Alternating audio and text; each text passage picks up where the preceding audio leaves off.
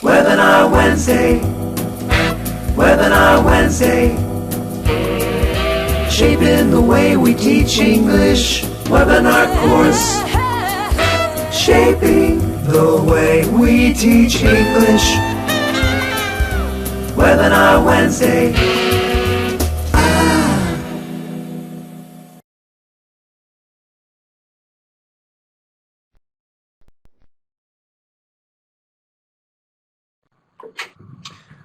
Welcome to the Shaping the Way We Teach English webinar course 16, brought to you by the American English team.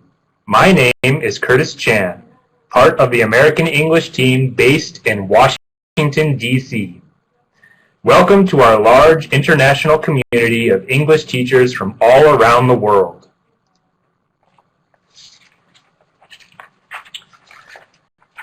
This webinar course is all about the English Teaching Forum. Forum is a quarterly journal written by teachers for teachers. It's been around for 53 years. This year, Forum has a new look and a lot of new content. And today, we are going to learn all about the new Forum. Here you can see the Course 16 schedule. After today, we have one more webinar in Course 16 that will take place on July 1st.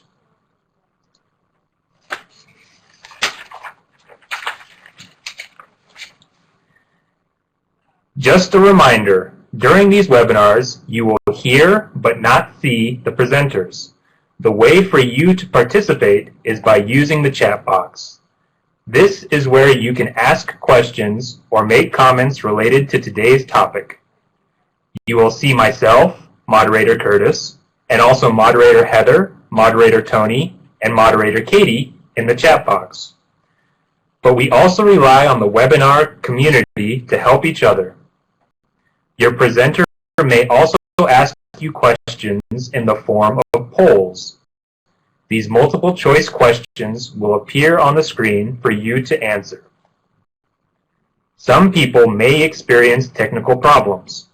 Unfortunately, we cannot fix individual technical issues, but we will let you know if we are having a global issue.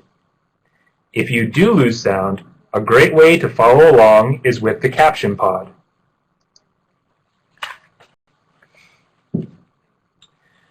Webinar courses consist of 6 webinars.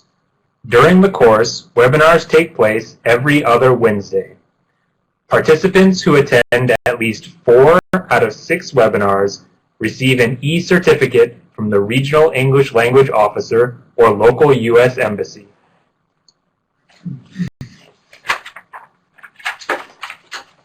To ensure you are eligible for the e-certificate, we will ask you to submit your attendance at the very end of the webinar.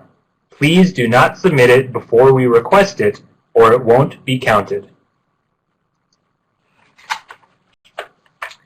Many of you are familiar with our Ning site, but if you haven't registered yet, please do join this site. Here you can find resources and discussion questions related to each webinar. This is also where you can ask presenters questions after the webinar.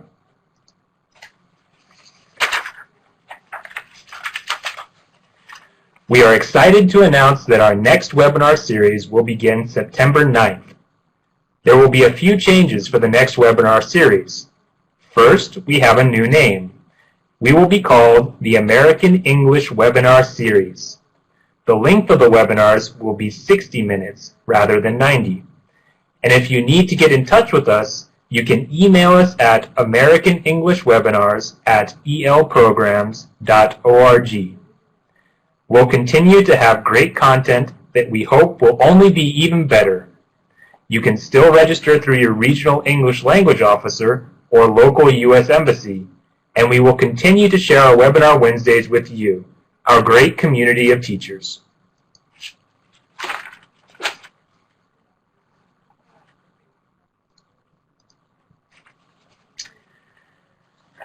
Today's webinar, Introducing the New English Teaching Forum. English Teaching Forum has a new look.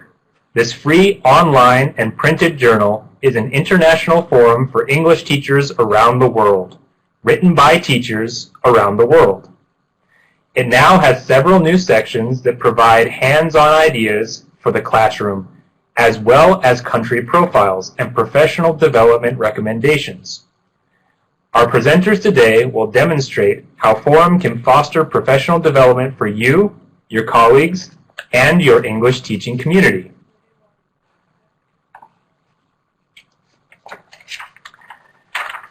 Today's presenters are Max Kohler, Roger Cohen, David Fay, and Tom Glass. Max is the editor of English Teaching Forum and was an EFL instructor in France, Mauritania, and Burundi. Roger is a new regional English language officer and was an English language fellow and Peace Corps volunteer in Mongolia. David is a DC-based regional English language officer and since 2003 has seen forum issues being gobbled up in Uzbekistan, Russia, Peru, and more. And Tom was a former Peace Corps volunteer in Thailand. He is the assistant editor of Forum and a contributor to classroom activities and the lighter side puzzles.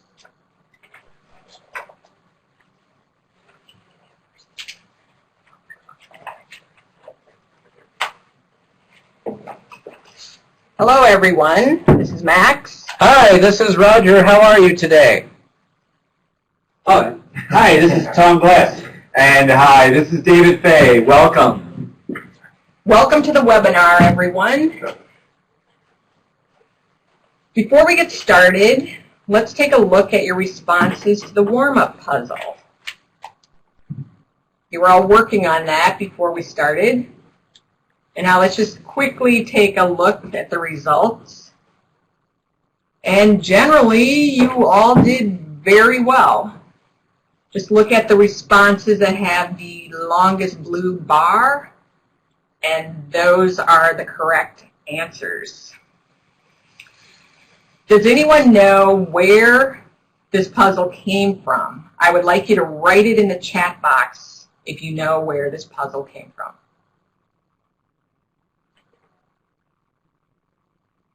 Anyone? Anyone have an idea? Looks like some people are typing there.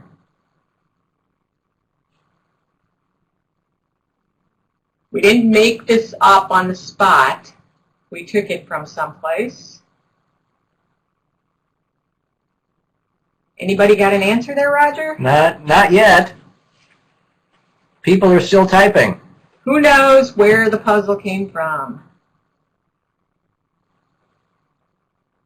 We don't want to have to tell you. Make a guess.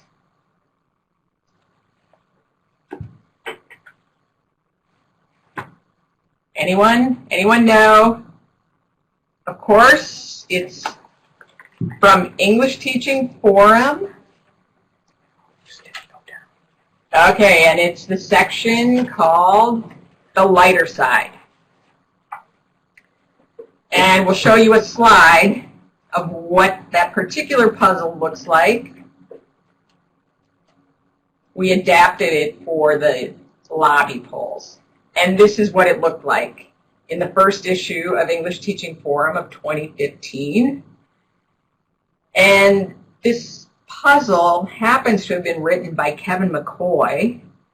And I think you know him. He presented the first webinar in this particular series. He told you about his article on listening.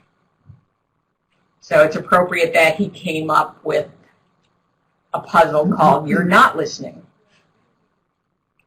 So by giving you this puzzle before the webinar actually began, we just gave you a demonstration of how you can use the lighter side as a warm-up activity in your own classrooms.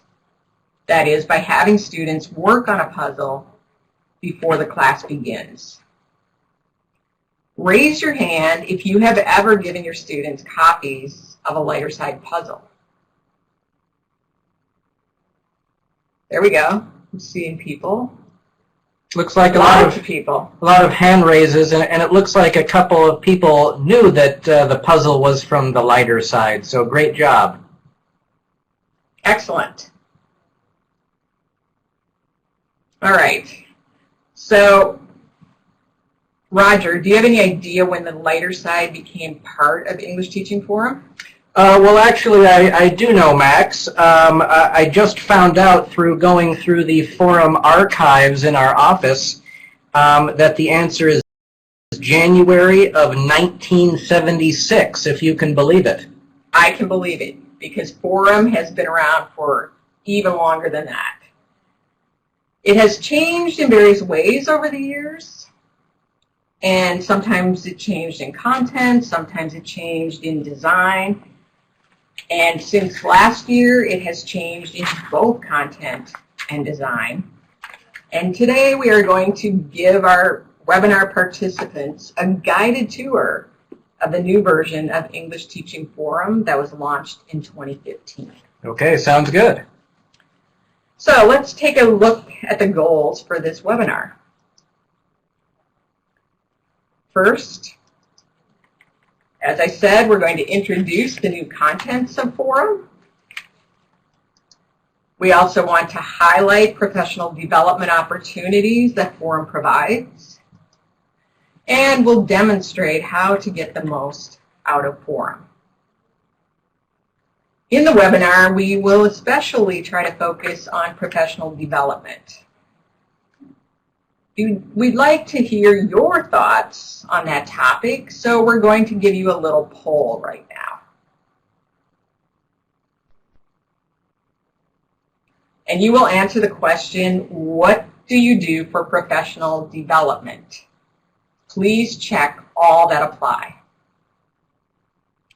Maybe you observe a friend teach, attend a workshop, read English Teaching Forum, chat with a teacher friend over coffee or maybe tea, present a new idea at a workshop, or you might browse the internet for teaching blogs where you can find ideas for your classrooms.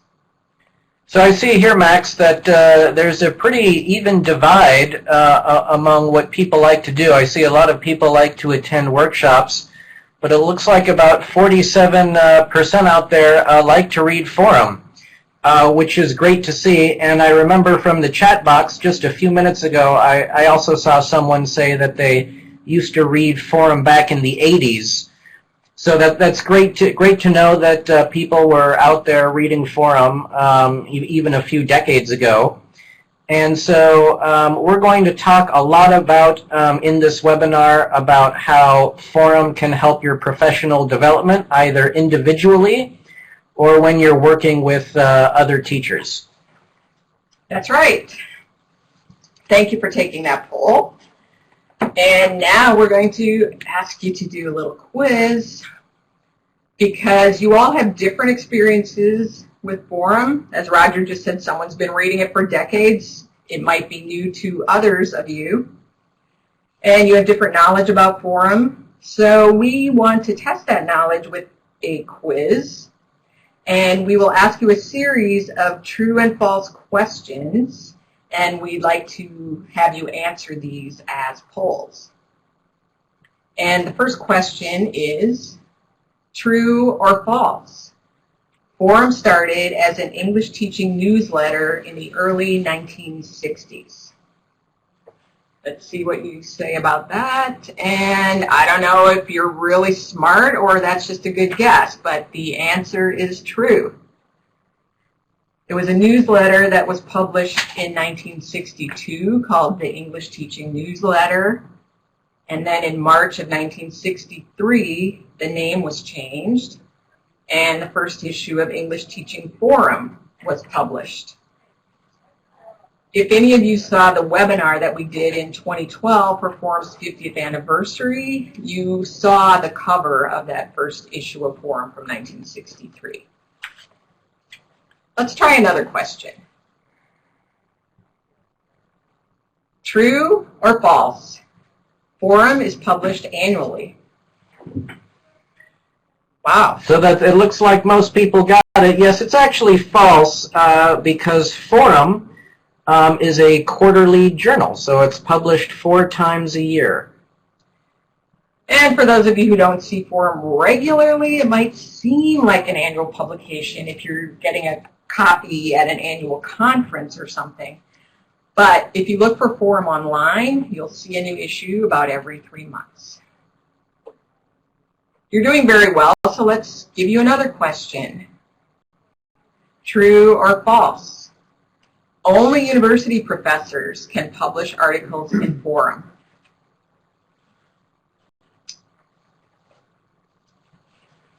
Wow. Oh, for a second there we had a 100% answer. I don't know what happened to the poll there, but everybody seems to think that that is false. And it is false because any teacher of English can publish an article in Forum. And Forum has published articles by EFL teachers, ESL teachers, university instructors, high school teachers, teaching assistants, and many other kinds of English teachers. Raise your hand if you have ever submitted an article to Forum. There we go. There we go. Oh, fantastic. That's great. A lot of people. Okay, it's going off the edge of our screen. There's so many people who have submitted. Thank you very much. We appreciate that because we rely on people to create the content for Forum. And if you're the ones writing the articles, we know it's what you want to read about. Okay, so we'll talk more about how you can submit an article to Forum at the end of the webinar. Let's try another question. Many teacher trainers use Forum in their classes. So yeah, that is true. It depends on what you want to do as a teacher trainer. When I was an English teacher in Mongolia, I used Forum with my pre-service and in-service teacher trainees quite a bit. And now with the new Forum, there's a lot of great sections that are really helpful for new teachers and also teachers who have been in the field for many years. So there's a lot of effective tools that we're going to tell you about today that teacher trainers can use with their teacher training classes. Okay, one more question. True or false? Groups of teachers meet to discuss Forum articles to further their professional development.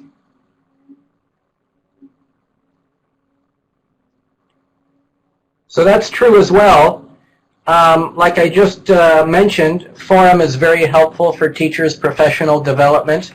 But we're going to talk about specifically how groups of teachers can get together with the new Forum and exchange ideas and engage with others and learn more about the English teaching field. Okay, thank you for your responses to those polls. You all did very well. So, how you get access to this professional development tool? I know some of you get them at American Spaces or from your Relo or, as I said before, at conferences. But if you don't want to wait to get your print copy of Forum, you can go to the website and you see on the slide in front of you a tab that's circled at the top. And you click on that tab and you will find the latest issue of Forum, and you'll also be able to read back issues. Okay, so let's talk about the new Forum. This is a close-up image of the front cover of Volume 53, Number 1, and it highlights a new feature, which is an abbreviated table of contents that appears on the front of each issue. So it just will give you an idea of what's inside. And I have underlined in red the names of the sections that we'll be talking about today. They are articles, reader's guide, teaching techniques, my classroom, try this, and of course we've already talked about the lighter side. So now Roger's going to talk about the articles section a little more in depth. Okay, hello again there. So I'm going to talk about the kind of the main part of forum, the articles. And as you see circled there, there are usually 3 articles in each issue. And the main features of the articles are they combine theory and practice. They're usually about 8 to 20 pages long. And they're about a main theme where the author or authors combine theory with a lot of practical tips for classroom practice. They're also very accessible. They can be a great resource. And as I tell a lot of readers, don't be intimidated just because they include theory and they're a little bit longer. They're very well written, and even if you don't read the entire article, you can get a lot of information and advice from just reading parts of the articles. And we've been talking about professional development, and these articles are an outstanding resource to develop yourself in your teaching, even if you're reading them on your own. And as I'm sitting next to the editor of Forum, Max Kohler, you should know that she has read every single article for more than a decade in Forum. So I'd like to ask Max if she could give our webinar participants some examples of the huge variety of articles that we've published. You're right, there is a lot of variety. And Forum has published articles on every topic related to English teaching. We've published articles on the 4 skills, of course, on extensive reading, articles on vocabulary, academic writing. We've published articles on how to use cell phones in the classroom. And as you know from the last webinar, we published an article on rock and roll English teaching. If you are interested in a particular topic related to English teaching, you can go to the Forum website and type that topic in the search box to see what has been published about it. Okay, great. Thanks, Max. So I'd like to talk more about how you can actually use these articles for your own professional development. So I'm going to talk about a recent article that was published in the new Forum titled Observation Tools for Professional Development. And in just a minute, I'm going to show a poll because I'd like to get your thoughts on classroom observation. And in this case, when I'm talking about classroom observation, I'm referring to when a supervisor comes to your class. This is the most common type of observation, and it usually involves a supervisor or a senior teacher checking your teaching somehow. So based on this, I'd like you to take a look at the poll and choose one of the following. So I ask, what is your opinion of classroom observation? So please choose one of those 4. We'd like to see what you think. I love it. Well, a lot of people love it. That's great. Really? Do you really love it? Okay, some people say, I do it because I have to, but I don't get much from it. That can be quite true, actually. Any thoughts, Max? It's always interesting to see what people are responding. They're saying, I enjoy it, it helps a little. Of course, it makes a difference who is doing the observing Sure. and how they give you the feedback and what kind of feedback they give you. That's a fantastic point, Max, because in the field of English language teaching right now, the issue of classroom observation is being talked about quite a bit, because a lot of teachers and a lot of administrators really want to work to improve this tool for professional development. They want to make this tool much less worrisome and nerve-wracking than it has to be, because usually when someone comes into your classroom, even if it's another teacher or a supervisor, it can kind of make you nervous. So we want to think about ways that can really improve this experience. So to do this, we're going to take a look at one of the articles that was published in Forum about this. So as I was saying, a lot of people in English teaching are trying to work on improving this. And I'm going to talk a little bit about an article that was published in the New Forum by someone named Kathleen Malu. It's a really great article, and she includes a couple of great tools that teachers and supervisors can use anywhere in the world. So the first tool that she talks about is called the T-chart tool. This one shows the results just so you know what it looks like. Now when anyone goes into a class to observe another teacher, there's a lot of things that can be observed. You know, sometimes sometimes when a supervisor observes a teacher, they have a checklist that indicates performance ratings and they look for a lot of different things. However, when teachers really want to develop themselves, it's usually important to focus on just one area at a time so teachers can develop that particular skill. The T-chart tool here provides a really easy methodology to do that. In this case, for example, the observer marks the amount of times the teacher talks and how many times the students talk. So the teacher can get a really nice piece of evidence of what really happened in the classroom. So right now, I'd like to ask the participants, can you raise your hand if you've ever used the T-chart tool in an observation before? We'd like to see how many people have used this.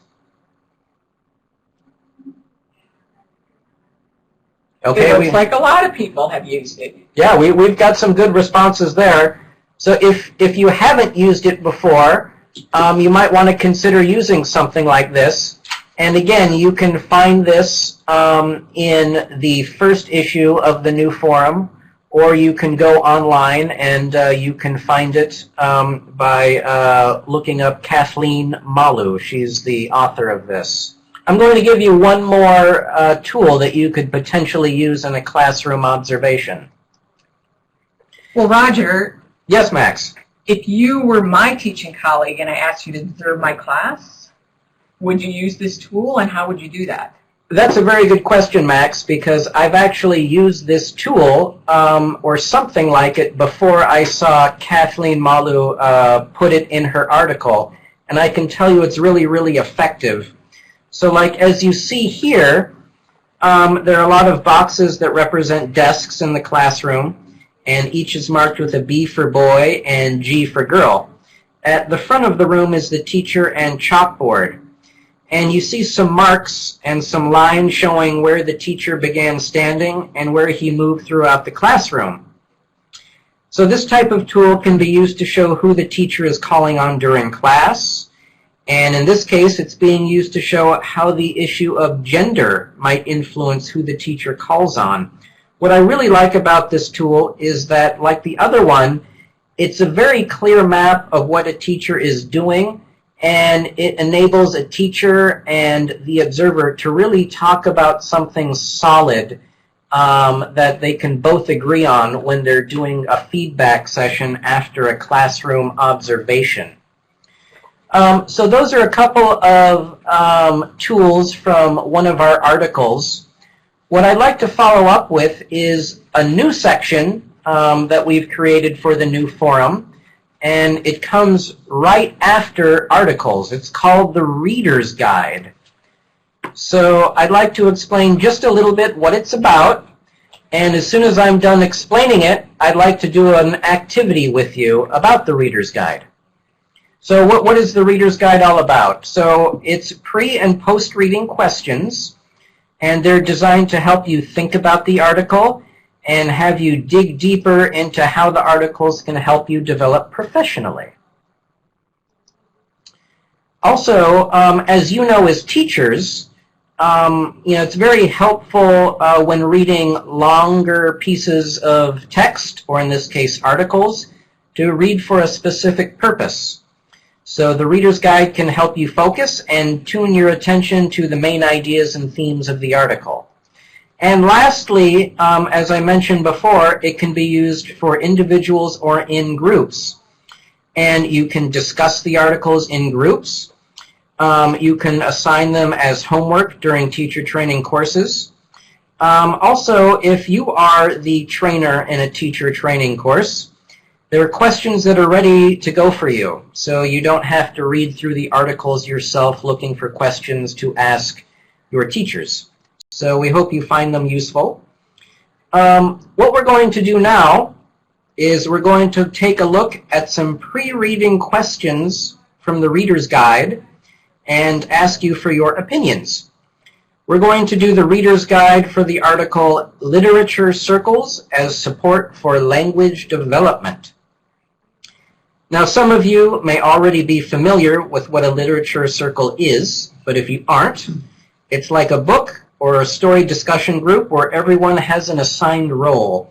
For example, someone might be the discussion facilitator, someone will be responsible for explaining vocabulary, another student might be creating images of the story, you know, they might draw pictures, and they all sit in a circle like you see on the slide on your screen, and this is a way of encouraging students to talk more effectively and use the 4 skills when reading a text.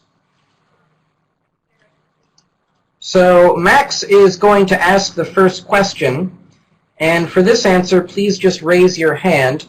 And remember, these are pre-reading questions, so you didn't have to read this article before this webinar. So they're just pre-reading questions to get you to think about the article that you might read at a later time. That's right. And the first question is, have you ever participated in a literature circle or a book discussion group? And of course, that seems like a yes or no answer, but it's intended to get you to reflect on what your experience was in those kinds of groups. So please raise your hand for this. You don't need to say yes or no. Right, just raise your hand. So it looks like a lot of people have. Have you ever been in a book discussion group or literature circle, Max? Yes, but it was a very long time ago. Oh, really? Okay. I used to do a lot of them when I was teaching, and it's a really fun way of getting students engaged with the reading. I found that my students really loved it, so I hope you read this article in forum. So Roger will ask the next question, and for this question, we would like you to answer in the chat box, but we don't expect long answers. You can answer in just a few words. Okay. Here's the question. So what are the potential benefits of extensive reading for learners? And by extensive reading, I mean when students read for long periods of time, either in or out of class. So we'd like to hear you or to see what your answers are. So someone says improve lexis. Definitely. Improve vocabulary. Acquire vocabulary. That motivates readers. Definitely. Speech improvement. Better understanding. More vocabulary. Everyone agrees on the vocabulary. Yeah, someone's also, Sylvia in Uruguay says, they read for pleasure, so they make the most out of the language. That's very nicely said. Thank you. Thank you for that comment. So this is what the pre-reading questions look like in the Reader's Guide. So I'd love you to check it out in the new forum. So Max and I have highlighted 2 sections in the new forum, and we hope you can get a lot out of them for your professional development, both the articles and the Reader's Guide. But there is so much more to the new forum. And what we're going to do now is turn it over to David and Tom, and they're going to do some really exciting activities with you. So take it away, David and Tom. Well, thank you, Roger, and thank you, Max. Hello again, everyone. Yes, David and I are going to start off by talking about another new section in forum called Teaching Techniques. And here you can see a screenshot from the AmericanEnglish.state.gov website. with the table of contents. It's a little bit clipped off here. It's just the upper part of the screen. You've got the articles, and then in the red circle, you can see the teaching techniques. That's right, David. But, you know, before we talk about teaching techniques, would you mind looking at a picture that I drew? Again, Tom? Tom's always showing me pictures that he just sort of draws during the day. I have to tell you that I'm really, really proud of this drawing. Okay. And here it is. Whoa. Well, what do you think it is? Some sort of insect. 4 legs, antenna. It must be an insect. Well, that's a very good guess, but it's not correct. Wait a second here. We've got, almost 150 participants. I'm sure that some of you can figure out what this is. Oh, Daniel, good to have you with us. An alien, I like that. Someone else said roads. We have ladders, a dog, a bull. Wow. Let's see. Some lines. to be quite literal about it. That's good. Yep, there are definitely some lines. Ooh, a UFO.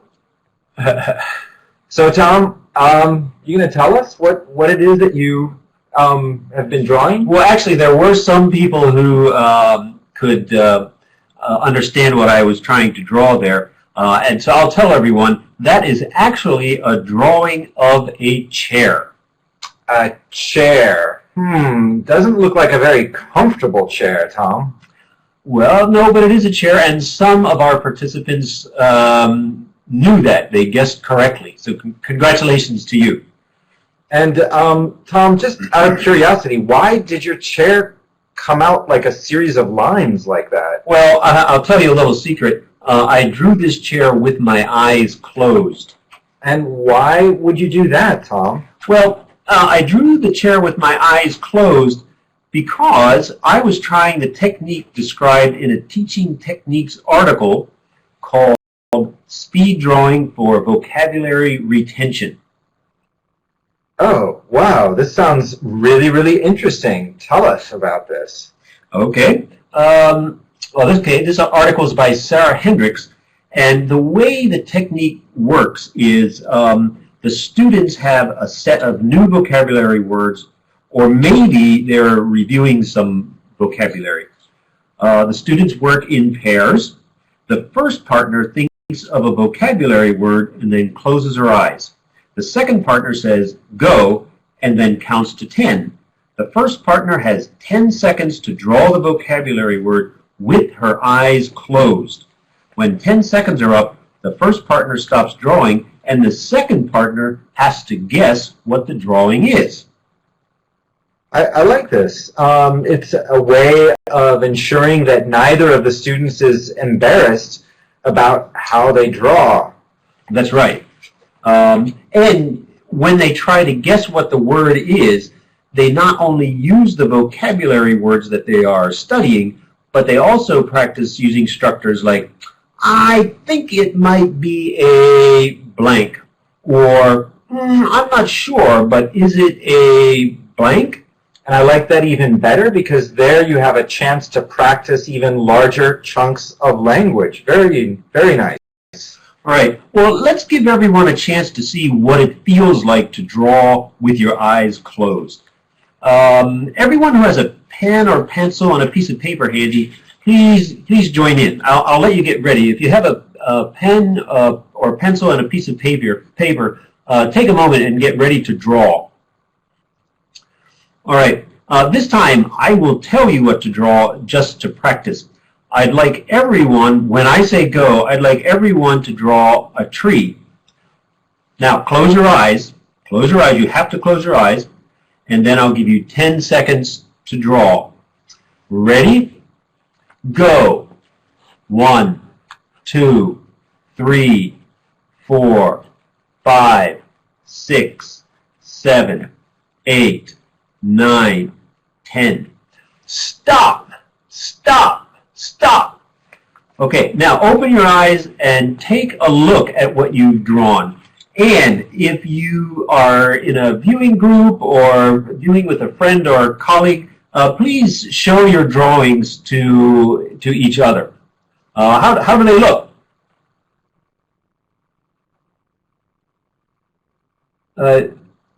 Let's see. Well, some people say, well, it looks like an original tree. Like sticks. Or a tree from the future. All right. I like that one. That's really good. Maria says mine looks like an ice cream cone.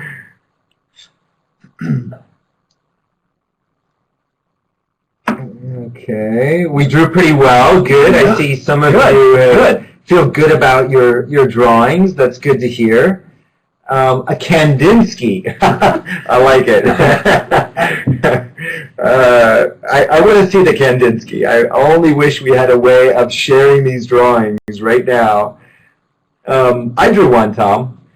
Well, your tree actually looks more like a chair than my chair did. Well, I appreciate that, and I wonder what your vision is like these days, Tom. I really have no idea what I drew, but I'm glad it looks like something. That's promising. That's great. That's great. You're on your way to a career as an artist. Well, Tom, I'm interrupting you here, but I just have to say this. I think students would have a lot of fun with this activity. Well, I think so too. And remember, in the classroom, one partner does not know what the other person is drawing. So they have to keep guessing until they get it right. And it sounds like a great way to practice English. Well, it is. And so, Tom, tell us if we could share an example of how this activity could be used with more complex concepts. Sure, I think it could. Let's try something. I asked a colleague a couple of days ago to draw a picture, and I want you to tell me what you think it is, Tom. Okay, so this colleague drew with his or her eyes closed? Yes. Okay. This is exactly what we're going to be looking at right now. Okay. Just like the speed drawing activity that you've tried. All right. This colleague had 10 seconds, eyes closed, and here's what he drew. Oh, okay. Well, let's see. To me, it looks like someone looking at a bunch of basketballs, maybe, or someone performing on a stage. I don't know. Can any of the webinar participants help out here? What do you think that looks like? Oh, okay, well, a singer in a concert, it's a class, teacher and students. A soccer match. A cemetery. Wow. And maybe you're all watching the FIFA World Cup these days. Yeah, it looks kind of like a goalie and a group of players out there. Wow, we're getting a lot of interesting ideas. A lot of teacher and student, but some concerts, football or soccer, church. A politician I also saw. All right. So let me give you a hint now. This has to do with the poll that you took earlier in the webinar about professional development. Let me remind you, those were the 6 options that you had to choose from early on in the webinar. Can you now guess which option our colleague thought was the most interesting one when he drew this particular speed drawing? And we've got a poll that you can take. Actually, the poll is, maybe it's for the next one. Yeah, this one is, I already see your answers coming in. 5, 1, 5, let's see. Many of you present a new idea at a workshop or observe a friend teach. And you're all coming up with really good answers. And in this particular case, our colleague was actually looking at presenting a new idea at a workshop as a way of actually developing professionally. Okay, well, I can see that, but I can also see some of the other answers that people were guessing, like observing a friend teach or attending a workshop. I think both of those also make sense. They do, and I think that's what's interesting about this is that it gives the observer a chance to be a little bit more creative with his or her answers. Are you ready to try another one? Yeah, let's do one more. Again, the same idea. A colleague in the office was asked to choose from among these 6 options for professional development, and this is what he came up with. Oh, another interesting drawing. And this time I do believe we have a poll for you. So I'm going to ask our wonderful moderators to come up with this poll. And there you've got your 6 choices. What do you think? Which one is this drawing referring to? Very good. So again, it's a similar drawing, isn't it, Tom? Well, yes, it is. But there's one big difference. Yes. In this one, we can see someone there. I looks at like at the bottom of the drawing, and then we see 2 lines going toward the front. And what that looks like to me is that the person there at the bottom is actually observing another teacher. So I'm not sure if I'm right, but I would say that my choice is this one shows observe a friend teach. Well, in this case, you see, all of you out there seem to have for the most part, picked the first one. This is indeed what our colleague was thinking of. This particular colleague feels that he gains a lot more by watching other teachers teach. That he gets new ideas from this particular option. But again, there are other possibilities that are correct, and I see no issue with most of the other possibilities.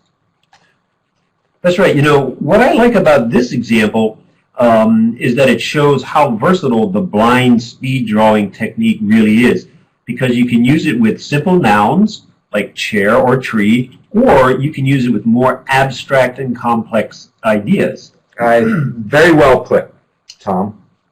Thank you. You're welcome, Tom. Well, and I think this example also gives you an idea of the kind of articles you can find in the teaching techniques section of Forum. By the way, before we go on to the next slide, I do remember a really interesting comment. I think it was by Maria in Bolivia, who said that one of the things that could be done is to have the students hang up their speed drawing pictures around the classroom, and then you could do a kind of mall activity where the students walk around the classroom and pick their favorite and perhaps even write something below that says, I think this one is... Yeah, that would be a great idea. There's all kinds of different things you can do there. You can try to match which drawings, try to express the same idea. You could just give your opinion of the drawing. There's so many things that you could have students do once they produce the drawings. Well, these teaching techniques are a lot of fun. I wonder, is there another example that you have to show, Tom? Sure. We do have another example. First, let's just say something about the teaching techniques in general. Each article in this section describes one technique that readers can use in their classrooms. The articles are short and direct. Usually they explain how the technique works and give a few examples. And then after that, it's up to the readers to go use the technique in the classroom. And I appreciate that explanation of teaching techniques. And now I think is the time to move on to another example of teaching techniques. Now that everyone understands what teaching techniques articles are like, let's look at another example. This one is called Nouns on the Job Market, an Approach for Recognizing Noun Position Errors, written by Sandra Thompson-Issa. This article appears in the second issue of 2015. And let me ask the participants here, do your students ever write or say sentences like these? Raise your hand if your students write sentences similar to these. The boy, he went to the store. Or that is the girl went to the store. Raise your hand if your students write or say sentences like that. Wow, a lot of hands are being raised here. Oh, wow, yes. That seemed like, wow, we're moving towards a majority now. I see nothing but raised hands. Wow. Okay, well, notice that both of these sentences use incorrect grammar. Yes, and I noticed that in each case, the errors relate to nouns and noun position. Right. This article presents a technique for helping students recognize that kind of error and learn how to check it and correct it. Actually, that's the job market in the title. In every sentence, each noun has one job to do. 2 jobs are too many, and no job is not enough.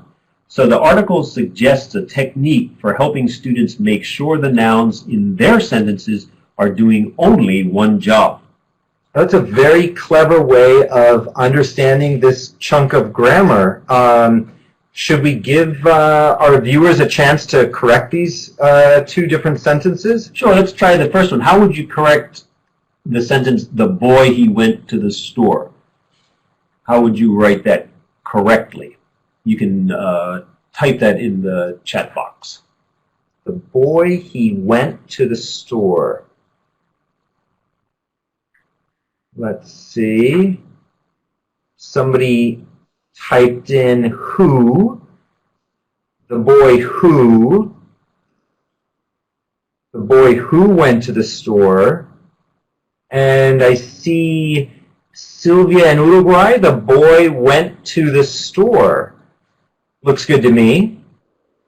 Okay, yeah, well, I agree. The easiest correction to make it a complete sentence anyway, and probably the easiest way is just to write the boy went to the store. And we can cut the word he because it doesn't have a job in that sentence. It's not doing anything. Now, what about the second sentence? That is the girl went to the store. How would everyone correct that one?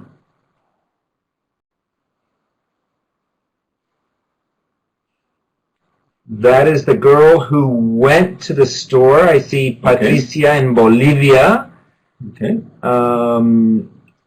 Okay. Quite a few of you are, that is the girl who went to the store, are including that one as an answer.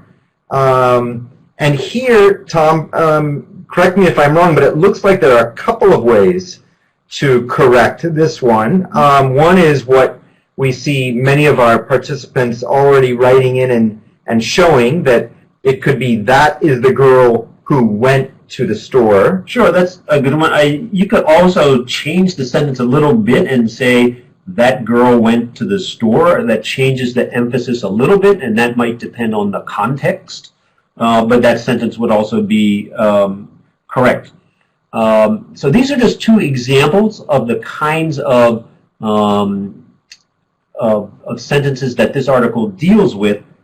Again, the article describes a technique for helping your students recognize and correct this kind of error on their own. Okay, so remember, both the speed drawing article and the noun position article can be found in the new teaching techniques section of Forum, along with many other techniques. And I think you're beginning to get a feel now for the new look of Forum. We've covered the articles and the reader's guide and the teaching techniques, all of which can play a key role in developing professionally, either alone or hopefully with a group of teachers. And now we are going to take a look at another section of Forum that allows us to explore and discover English teaching in a specific part of the world, and it's called My Classroom. This is an example from our website. Well, it looks good. This article focuses on a teacher in Indonesia named Alif Nur Farida, and it provides some interesting examples of how she engages her students to use English in creative ways in her classroom. And that's exactly right, Tom. My classroom is designed with a couple things in mind.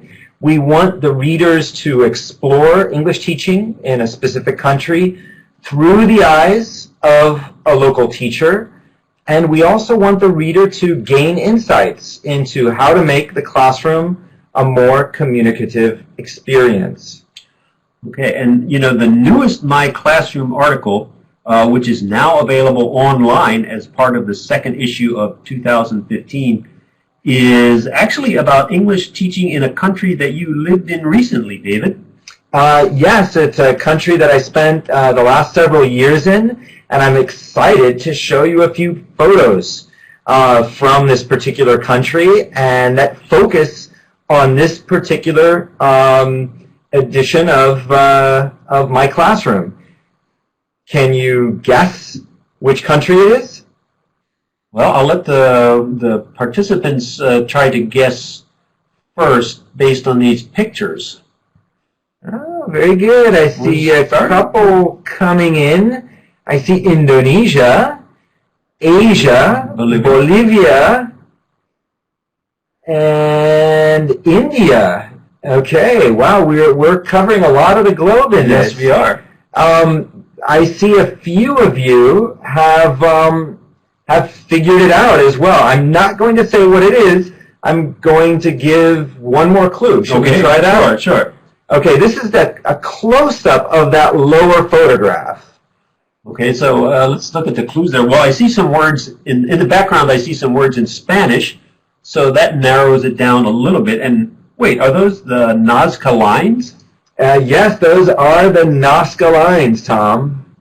Okay, and I also see on the school uniforms there, I see the letters ILO, ILO. Now, where is ILO? Well, Ilo is a town in southern Peru, and now I see all of these Peru answers coming in, and it's exactly where Miss Angela Wonka, the teacher featured in this particular My Classroom, teaches. She is standing at the center of the photograph, surrounded by her students who are in a public school uniform in that particular town. So the correct answer is Peru. David, can you tell us a little bit about English teaching in Peru? Well, I am going to let Miss Wonka tell us a little bit about teaching in Peru. I've pulled out a couple of interesting facts as well as some quotes. Let's take a look at the facts first. Okay, well, I think it would be interesting to compare Miss Wonka's situation to that of our webinar participants. For example, she teaches about 500 students during the school year because she has 12 groups of about 40 students each. Should we go to a poll? How about you? How many students do you teach during the school year? Again, we said that she teaches about 500. She has 12 groups of 40 students. And just give our moderator a second to put these in order. You're actually going to see a second question there as well. Okay, and so the second question, you can go ahead and answer the second question as well. In her situation, each of the 12 groups gets 90 minutes of English per week. Now, what about in your situation? How many hours of English class per week does a typical public high school student get in your country? And that makes me think about my Spanish class in high school. Did you take a foreign language in high school, Tom? I took German. And how many hours per week of German did you get? If I remember correctly, we had about 4 hours per week. About 4. And Yeah. I think for Spanish we had about 3. And I don't know, what did you think? Was that more than enough, or? It was enough to get a basic understanding of the language, but not enough to really master the language. So let's do the rest of the webinar in German, Tom. Good idea, but we have to consider our audience. So I'm also really interested in the feedback that you're giving about the number of students that you've got. I see many of you actually have fewer than 100 students during the school year. And that's a nice thing to see, I think, isn't it? I think so. I think it doesn't mean that your job is easy, but it does mean that you have a pretty good chance to get to know your students and work with some of them either individually or in small groups. I remember one year when I had slightly over 300, and I had a lot of trouble remembering the names of the students. Right. How about the second poll question there? How many hours of English class? It looks like the majority of people are saying 3 to 4 hours of English per week. So that's actually similar to what we were talking about in our experience with our foreign language study in high school. And I should mention, maybe some of our participants from Peru can comment on that I believe the number of hours per week in Peru, in the public school system specifically, is actually going up, and that they're using a special sort of set of hours to increase the number of hours of foreign language instruction. Maybe not at all schools, but at some schools. Let's move on to the quotes now. Oh, okay. And, excuse me, we do have one more poll, and this one is about the look of the classroom. Let's advance the slide once more. There we go. We've got two interesting little pieces of information about Miss Wanka's classroom, that she has a whiteboard at the front of her room, and that she uses visual aids and realia. Maybe we should make sure that everyone knows what realia means. These are things that we bring in from, what can we say, real life and into the classroom. For example, in my classroom, I like to bring in souvenirs from places that I traveled to as examples when teaching. What about you, David?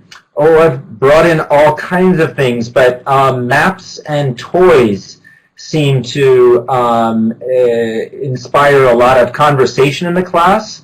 I've brought in food a few times as well, and of course that inspires a lot of eating. Eating and learning, we hope. So, what do you have in your classrooms? I see the poll coming in. Black whiteboard, the majority of you. A lot of visuals, that's good to see. Realia as well, a good third of you.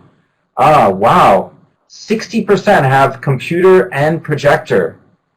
And then there's the smartboard as well, the lowest of all 5 choices up there. But still 10%, 10 or 11% have a smartboard available. And I'm particularly happy to see the large number of posters and visuals referred to, because I do know that there are many schools where teachers have to move from class to class as opposed to having her own classroom, which makes it a little bit more difficult to have posters and visuals. Right. Well, that's where things like realia can be really helpful, because you can usually easily carry them from one room to another. And I remember seeing a teacher at one school who had a backpack full of things like that, realia, visuals, and as soon as she arrived in the class at the beginning, she would open up her backpack and use those different objects. I'm sure many of our participants do something similar.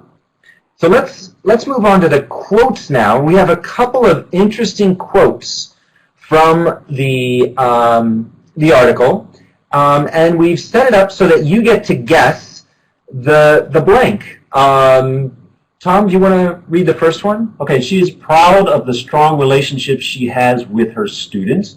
Relationships built on mutual respect and... Overwhelming, Tom. Look at this. Well, almost overwhelming. Yes, now it's back to overwhelming.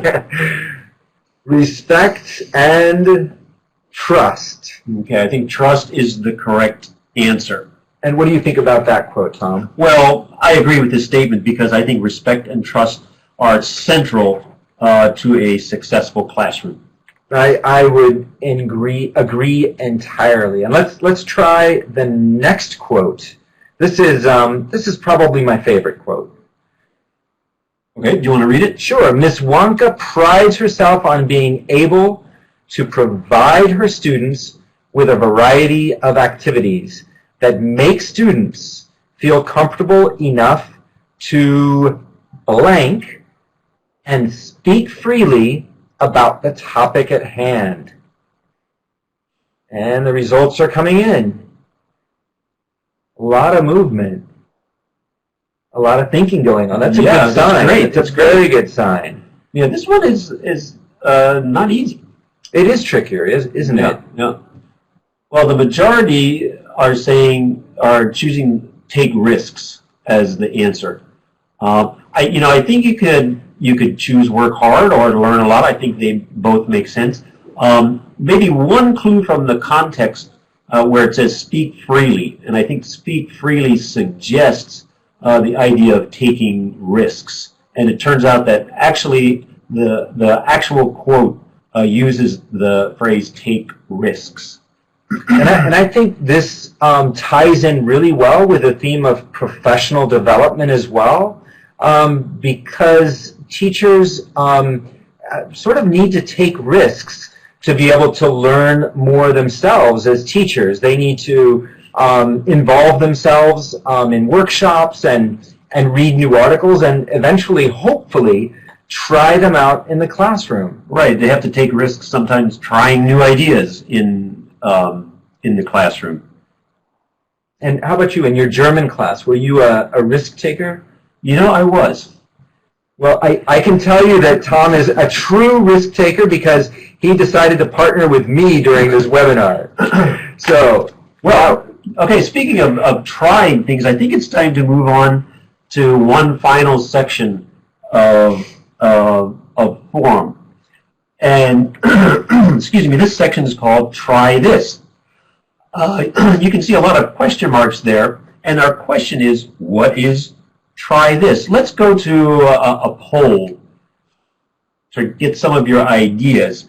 The question is, what would you expect to find in the Try This section of forum? Would you expect to find great practical teaching ideas, suggestions on being happy, advice for becoming wealthy, or all of the above? And here come in the responses. Okay, again, a lot of movement. Great practical teaching ideas seems to be the one that many of you feel would be the right answer. What do you think, Tom? Well, let's see. Most people are saying great practical teaching ideas, and it's true that Try This is full of great practical teaching ideas. But if you give a teacher great ideas, that teacher will be happy, right? Okay, yeah, I can see that line of logic. Let's take it one step further.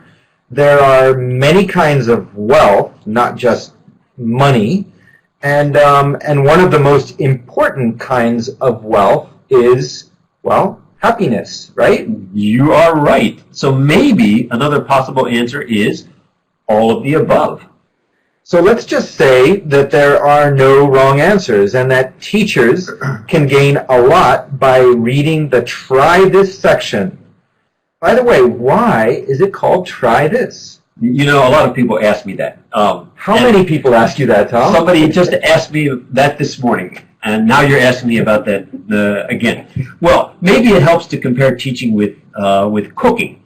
Sometimes when you cook a really delicious dish and you want to share it with other people, you'll say, you've got to try this.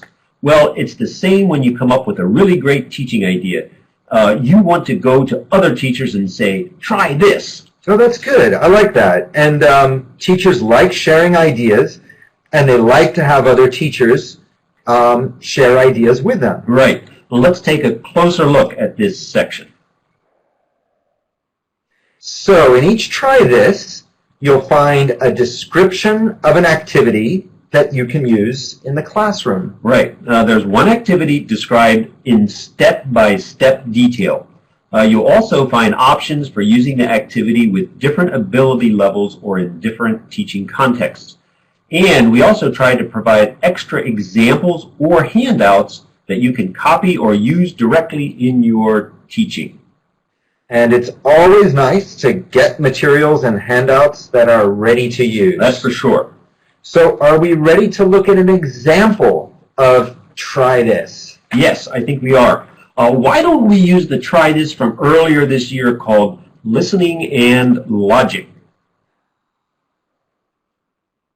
It's a great idea. We just decide what Paul likes and put a check under it, correct, Tom? Well, no, not quite. The idea here is that you have a logic grid, and we see the names of 3 people, Paul, Kevin, and Carol, and then we see 3 kinds of breakfast: scrambled eggs and sausage, omelet with cheese and toast, and yogurt with fruit and honey. Our job is to figure out what each person ate for breakfast.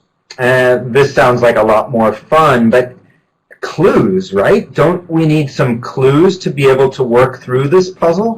Yes, we do. But that's what makes this a listening activity. The teacher makes a set of clues and divides them in half so that there are 2 separate lists of clues.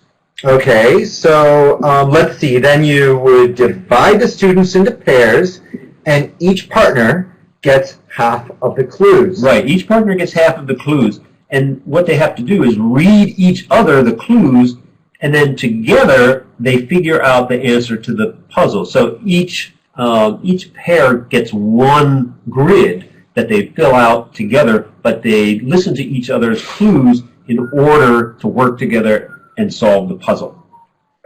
Let's do it. I'm ready. So I've got my set of clues.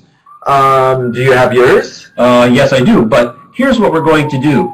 You and the participants will see your clues, but you won't be able to see my clues. So you'll have to read your clues, and then you have to listen to my clues. And then we'll ask everyone to solve the puzzle. Okay, and I see some of you are already expressing a preference for some of this food, but remember, this food belongs to Paul, Kevin, and Carol. So here are my clues. Kevin does not eat bread, and Paul does not like to eat sweet things for breakfast. Okay, those are David's clues. Now, please listen carefully to my clues. I'll read my clues. My first clue is Carol does not like eggs. Again, Carol does not like eggs. The second clue is Kevin always eats eggs and meat for breakfast. Again, Kevin always eats eggs and meat for breakfast. And we've got some polls coming up. Okay, you've got the information. Now see if you can solve the puzzle. So when you're ready, please enter your answers in the polls. They're just coming up now, I believe.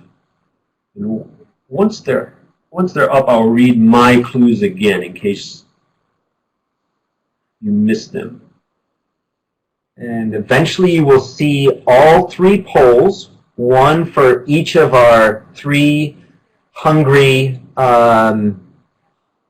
participants in this particular logic puzzle. Okay. Again, I'll read my clues that you can't see. The first clue is Carol does not like eggs. The second clue is Kevin always eats eggs and meat for breakfast. I think they're doing pretty well at this. I think so too. And the one interesting thing is that we've got many of you picking scrambled eggs and sausage for both Paul and Kevin, yet only one of them could have that particular breakfast.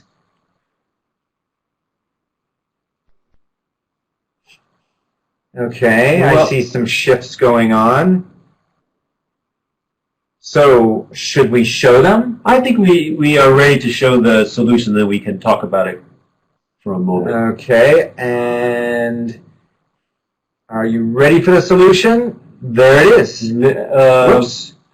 There it is. There it is. All right, so you can see the smiley faces in the grid show the correct answers or the correct matches. So, for example, we knew that Carol doesn't like eggs, which means that she would have chosen yogurt with fruit and honey, since you can find eggs in both scrambled eggs, of course, as well as an omelet. Right, so then we have to figure out which breakfast Paul and Kevin ate. Now, it turns out that Kevin does not eat bread, so that means he won't have toast, and that means he'll have the scrambled eggs and sausage. And then there's only one breakfast left for Paul, and that would be the omelet with cheese and toast. So there's the answer. And, you know, that was fun. And I see already some of you are commenting on how good this particular activity is. What's really neat is that this isn't the only one, is it, Tom? No, in the Try This section, we also provide extra puzzles for teachers to use with their students. We have two quick examples here. We're not going to solve these now, but here's a fairly easy one about pets and what each color the pet is. So you can see the pets are dog, cat, bird, and fish. And there's a brown pet, white pet, black pet, and a gray pet. And we would provide the clues that would help students solve that puzzle. And very quickly, an example of one clue might be what? Again, in fairly simple English, the dog is not brown.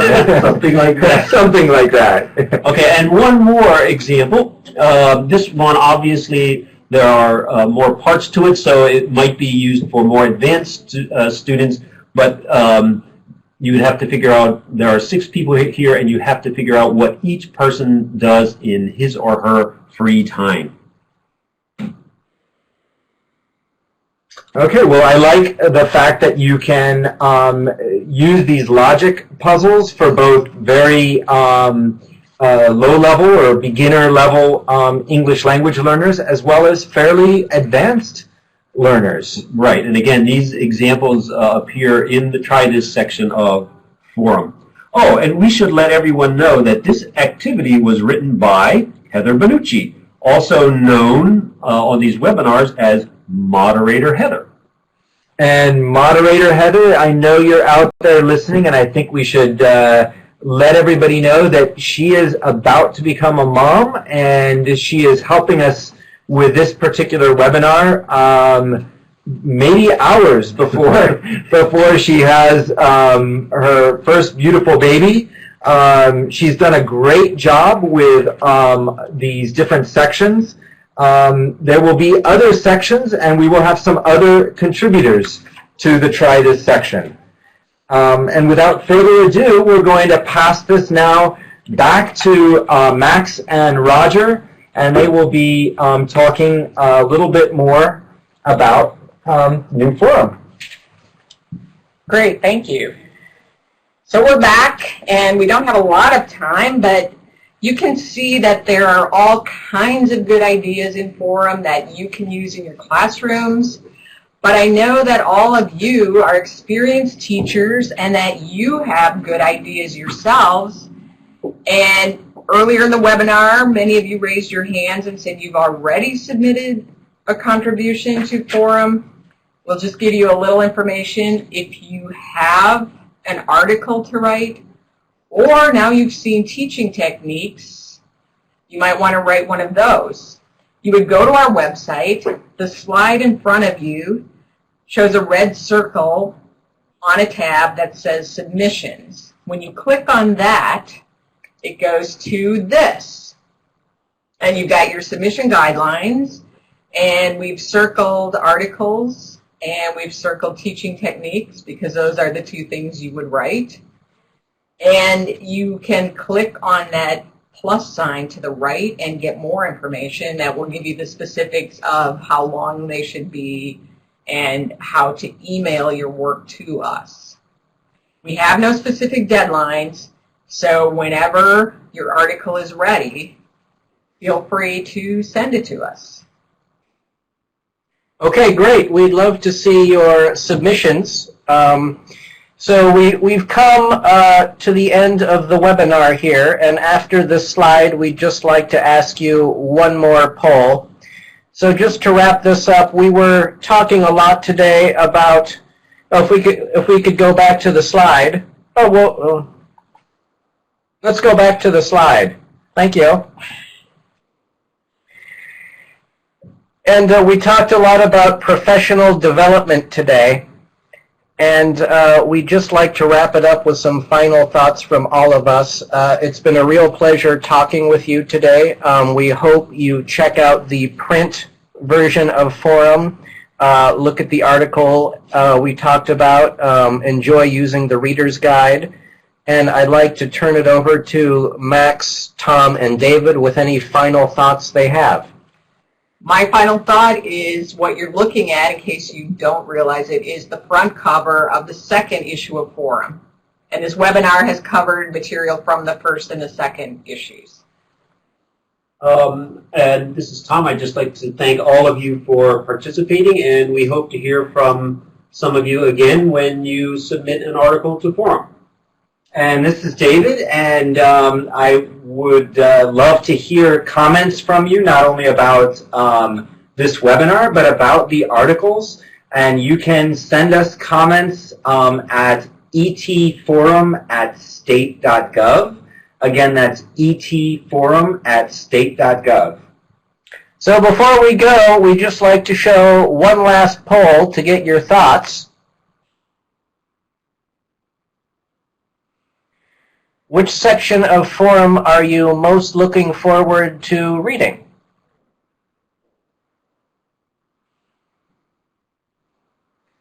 So as we said earlier, a lot of people are interested in the teaching techniques and the articles and try this.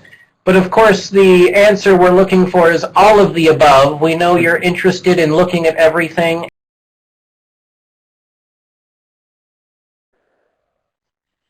Thanks, David, Max, Tom, and Roger, for sharing some great tips with us today and for pointing out the new features of Forum that will help us all to become better teaching professionals and help our students to become more engaged in English learning. So thank you so much.